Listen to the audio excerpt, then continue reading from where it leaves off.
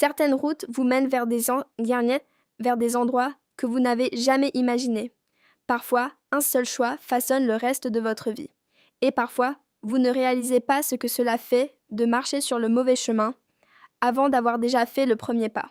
J'ai passé des années à essayer de faire les bons choix. Quand j'ai épousé Anderson, j'avais 38 ans. Jusque-là, j'avais toujours rêvé de fonder une famille, de donner un jour à mon enfant un foyer aimant. Mais Anderson n'a jamais partagé les mêmes rêves. Au début, il a fait toutes les promesses qu'un mari devrait faire. Nous construirons une vie ensemble, disait-il.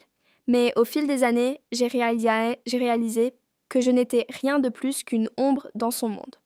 Anderson ne m'a jamais vraiment priorisé, ni la famille que nous aurions pu construire. Son travail, son emploi du temps, ses manières rigides, tout cela passait toujours en premier. Au début, je me suis menti à moi-même. Peut-être qu'il changerait. Peut-être qu'un jour, il remarquerait le vide qui grandissait en moi. Mais non, Anderson n'a jamais changé.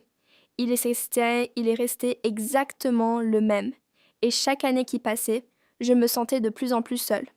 Mais Drake était différent.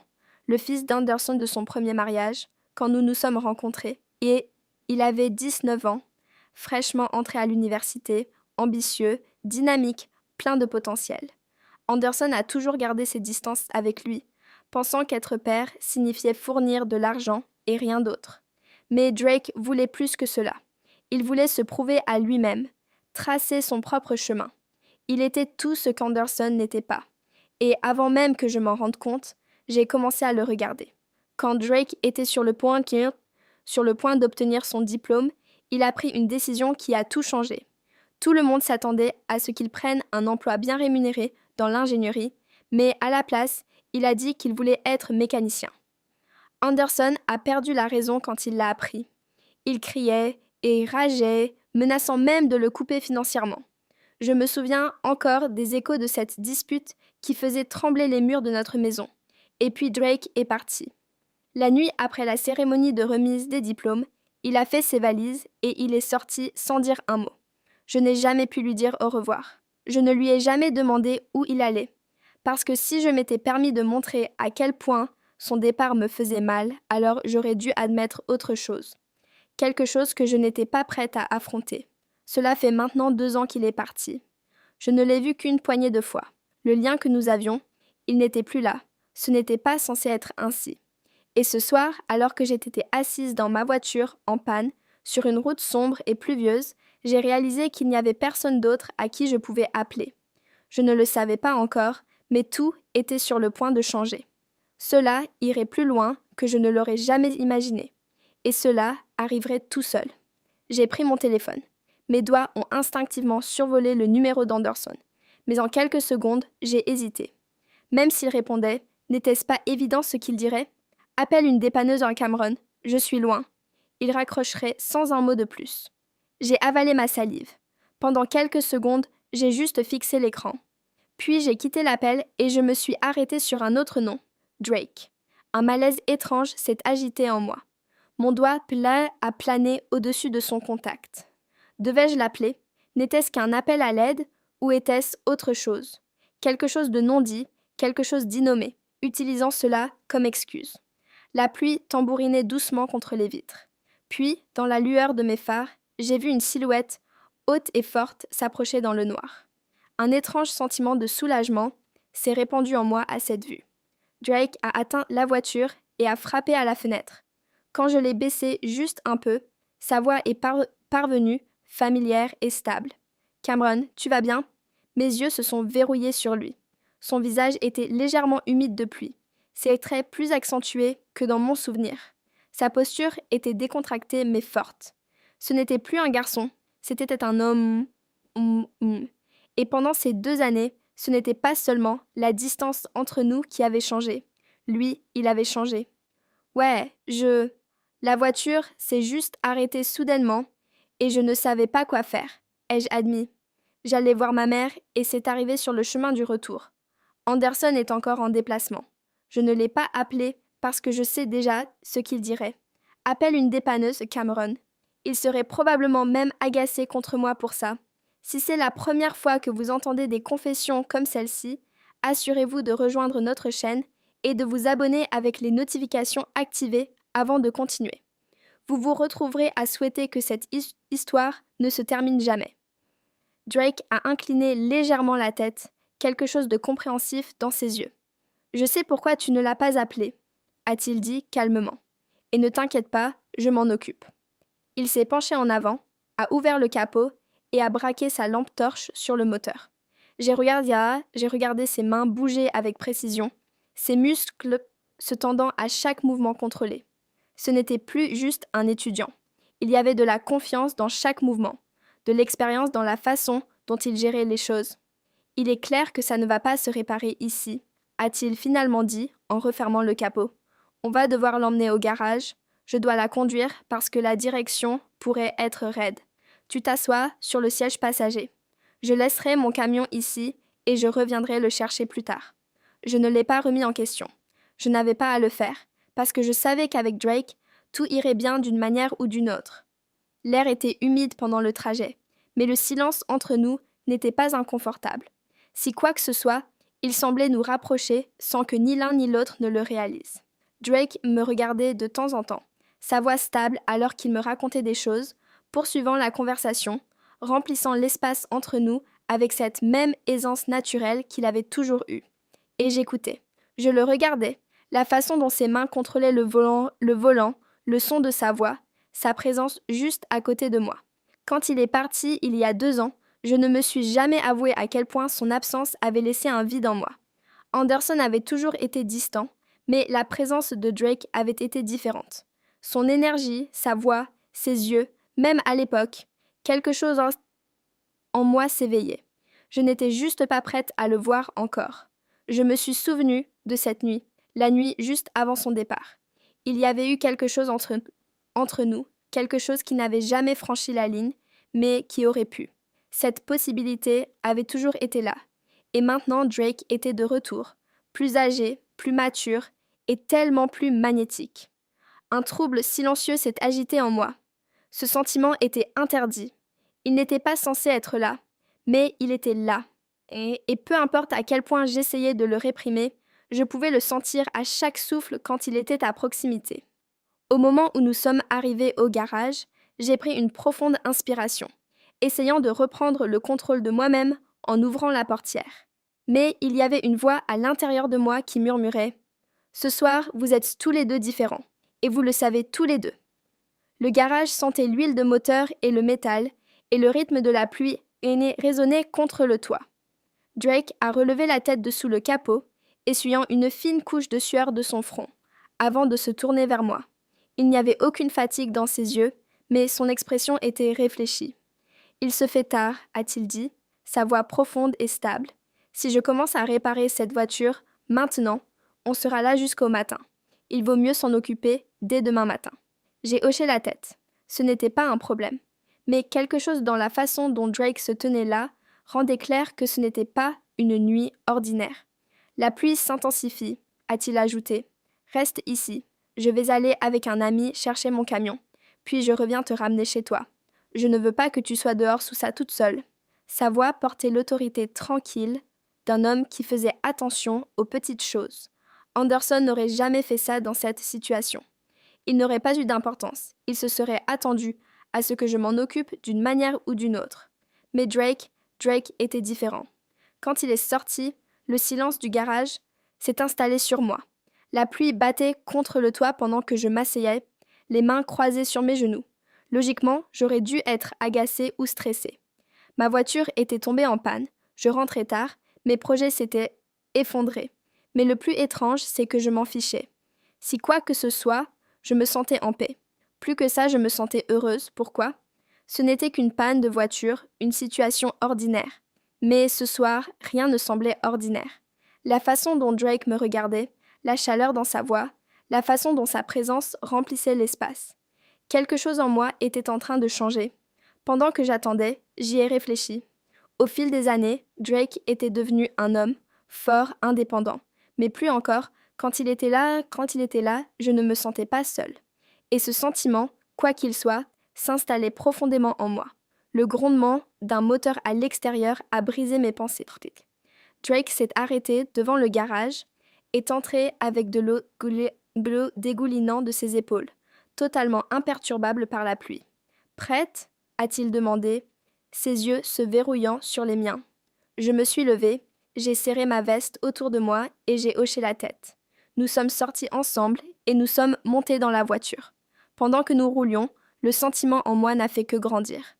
Je me suis tournée vers lui, essayant de trouver les mots pour décrire ce que je ressentais. « Tu sais, » ai-je dit avec un léger sourire, « quand quelque chose comme ça arrive, la plupart des gens sont frustrés, inquiets ou sont malchanceux. Mais moi, je ne me sens pas comme ça. En fait, étrangement, je me sens heureuse. » Drake a souri. Il a souri légèrement, gardant les yeux sur la route. « Je comprends, » a-t-il dit. Parfois, même au mauvais moment, les choses peuvent sembler justes. Sa voix était douce, mais il y avait quelque chose de plus profond dedans. C'était comme si les murs que j'avais construits autour de ma solitude s'effondraient. À ce moment-là, j'ai réalisé à quel point Anderson était vraiment distant, à quel point je me sentais seule même quand il était juste à côté de moi. Plus encore, j'ai réalisé que Drake le voyait aussi. La tension entre nous était désormais indéniable. J'ai senti une impulsion en moi, un murmure discret mais persistant. Je ne voulais pas que cette nuit se termine. Alors que nous approchions de chez moi, j'ai pris mon courage à deux mains. « Drake, tu t'es occupé de tout ça pendant des heures. Tu dois mourir de faim, » ai-je dit en essayant de ne pas détourner le regard. « Entre, on dîne ensemble, comme au bon vieux temps. » Drake m'a regardé un instant. Silencieux, une brève hésitation. Puis ce sourire chaud et familier. « Comment pourrais-je dire non à ça ?» a-t-il dit. Et quelque chose en moi s'est enflammé. Quand nous sommes entrés et que j'ai commencé à préparer le dîner dans la cuisine, tout le stress que j'aurais dû ressentir à cause de cette nuit a simplement disparu. Nous rions ensemble, parlions de vieux souvenirs, évoquions le passé comme si rien n'avait changé. Mais tout avait changé. Chaque fois que nos yeux se rencontraient, nous le savions tous les deux, et il n'y avait pas de retour en arrière possible. Le doux scintillement de la bougie dansait sur la table. Nous parlions depuis un moment maintenant, partageant des histoires, riant comme toujours. C'était si naturel, si familier, mais l'air entre nous n'était plus le même. Drake s'est légèrement penché en arrière sur sa chaise, croisant les bras alors qu'il m'observait attentivement. Il y avait de la chaleur dans son regard, mais aussi autre chose, quelque chose de joueur, de complice. « Je dois admettre, » a-t-il dit en souriant légèrement, « tu es aussi belle qu'avant, aujourd'hui. En fait, c'est presque incroyable. On dirait que tu as encore rajeuni ces 2 dernières années. Si je ne te connaissais pas, je dirais « Regarde, j'ai 26 ans et cette femme, elle a peut-être 30 ans au maximum. Et je serais probablement en train d'essayer de la séduire. » J'ai ri, prise au dépourvu par la façon dont il l'avait dit si naturellement. Le compliment inattendu m'a troublée, mais je ne pouvais pas nier à quel point j'avais aimé ça. « Eh bien, merci, mais j'ai 45 ans, Drake, » ai-je dit, toujours souriante. Il y a presque 20 ans entre nous. « L'âge n'est qu'un chiffre, Cameron, » a-t-il dit, sa voix devenant plus grave. Nous savions tous les deux ce que ces mots sous-entendaient.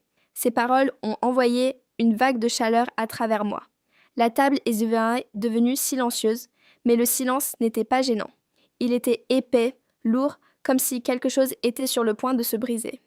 Drake a incliné légèrement la tête, son regard me scrutant comme s'il voyait à travers quelque chose de plus profond, quelque chose que nous ne pouvions plus ignorer. « Toi aussi, tu as changé, » ai-je finalement dit, essayant de dévier la conversation, ne serait-ce qu'un peu. « Quand tu es parti, je pouvais déjà voir que tu commençais à mûrir. Mais maintenant, tu es un homme. » Le sourire sur le visage de Drake s'est lentement effacé, remplacé par quelque chose de plus sérieux. Il a posé sa main sur la table, ses doigts effleurant légèrement la surface, hésitant une seconde. Puis il a plongé son regard droit dans le mien et a parlé. « J'avais des sentiments pour toi, Cameron. » Quelque chose en moi s'est immédiatement tendu. « Drake, je sais, » a-t-il continué. « Je n'aurais jamais dû dire ça, mais je ne veux plus le cacher. Quand j'ai quitté cette maison, j'ai pensé que si je te respectais, si je restais loin, j'oublierais. Je pensais que ce n'était que temporaire, que ça s'estomperait avec le temps. Mais ce n'est pas le cas. » Il a pris une profonde inspiration, son regard m'attirant, me retenant captive. « Et maintenant, en te voyant comme ça, Si seul, crois-moi, ça me tue à l'intérieur. Mon cœur battait si fort que j'avais l'impression que tout mon monde s'était divisé en deux. D'un côté, une voix me disait de fuir. De l'autre, la partie de moi que je reconnaissais à peine ne voulait rien d'autre que de rester assise là et de ressentir chaque mot qu'il disait. Drake, je n'ai pas pu finir ma phrase, parce que ses yeux étaient verrouillés sur les miens, avec une telle intensité que j'avais l'impression de ne plus pouvoir respirer. Et puis, sans réfléchir, mes doigts ont traversé la table pour atteindre sa main. Drake a attrapé ma main dans la sienne. Sa peau était chaude, forte, et à ce moment-là, tout est devenu silencieux. Nous avons bougé en même temps. En nous penchant, nous avons échangé un dernier regard avant de fermer les yeux. Puis nos lèvres se sont rencontrées. Au début, c'était lent, hésitant. Mais en quelques secondes, tout ce que nous avions réprimé, chaque once de tension que nous avions ignoré pendant des années, s'est déchaîné d'un coup. Drake a caressé mon visage doucement, m'attirant plus près. Mon corps s'est instinctivement tourné vers le sien. Plus je sentais sa chaleur, plus je réalisais que quelque chose en moi, quelque chose que j'avais perdu depuis des années, revenait à la vie. Et à ce moment-là, j'ai su qu'il n'y avait pas de retour en arrière possible. Même alors que les lèvres de Drake restaient sur les miennes, je pouvais sentir quelque chose s'éveiller en moi. Quelque chose que j'avais tué pendant si longtemps. Mes mains ont bougé toutes seules, glissant le long de ses épaules, alors qu'il me tirait contre lui. Ferme, certain et totalement imperturbable. Je me suis rapprochée de Drake, alors que je regardais dans ses yeux.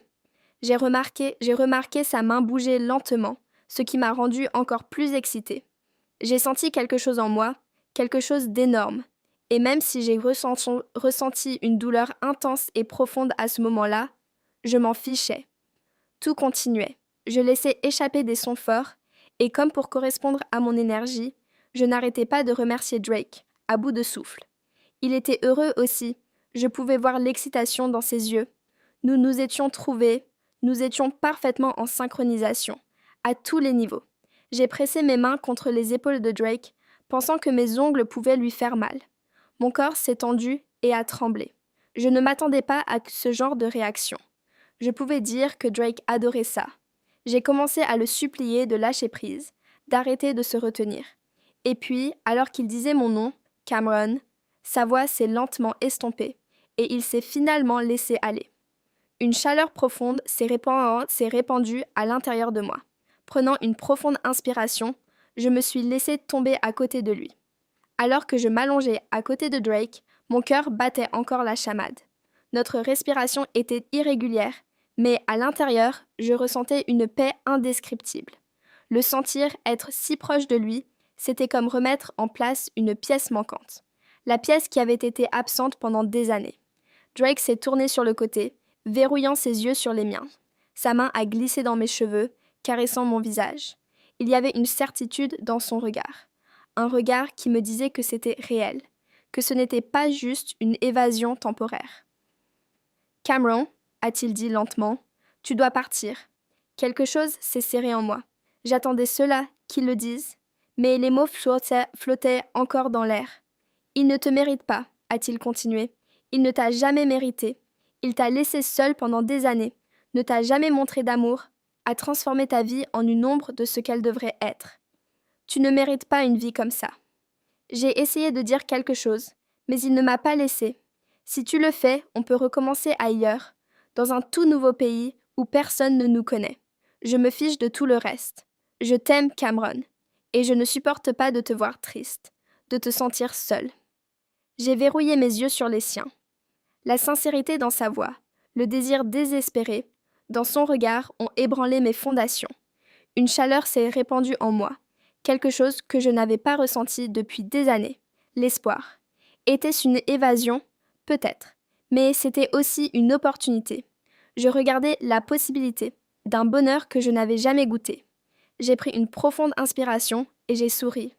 Drake, les mots se sont bloqués dans ma gorge, mais à ce moment-là, nos yeux parlaient à notre place. Nos mains se sont trouvées, nos doigts se sont entrelacés. Cette histoire n'était pas finie. Il y avait plus, et cette fois, ça allait encore plus loin. Restez à l'écoute pour ce qui va arriver ensuite. Si vous êtes allé jusqu'ici, je sais que cette histoire vous a touché en profondeur.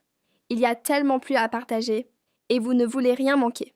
Alors, assurez-vous d'appuyer sur le bouton Suivre, d'activer les notifications et de laisser un commentaire sur l'histoire.